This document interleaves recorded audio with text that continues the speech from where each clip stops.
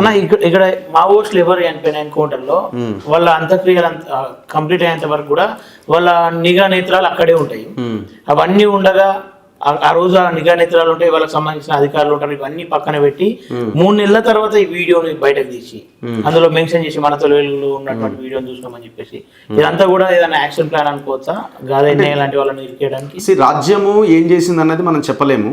But రాజ్యం యొక్క ఆలోచన ఖచ్చితంగా వాళ్ళు చేస్తున్న పనికి ఎవరైనా అడ్డం పడితే వాళ్ళని తొలగించడానికి ఒక ప్రయత్నం జరుగుతుంది. అది నయానో భయానో ఇంకో రకంగా. ఇప్పుడు వాళ్ళు ఆపరేషన్ కగార్తో మార్చి 31 మొత్తం నక్సలైట్లందరినీ నిర్మూలించాలని ఒక కార్యక్రమాన్ని పెట్టుకున్నారు.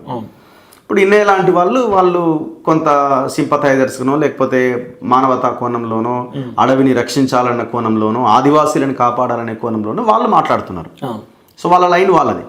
సో ఈ క్రమంలో వాళ్ళు కొంత పబ్లిక్లో విషయాన్ని తీసుకెళ్లే ప్రయత్నం చేస్తున్నారు. అది వాళ్ళకి కొంత ఇబ్బందిగా అనిపిస్తున్నది. సో ఆ రకమైన కోణంలో ఆయన అరెస్ట్ చేసి ఉండొచ్చు అని అనిపిస్తున్నది ఒకటి.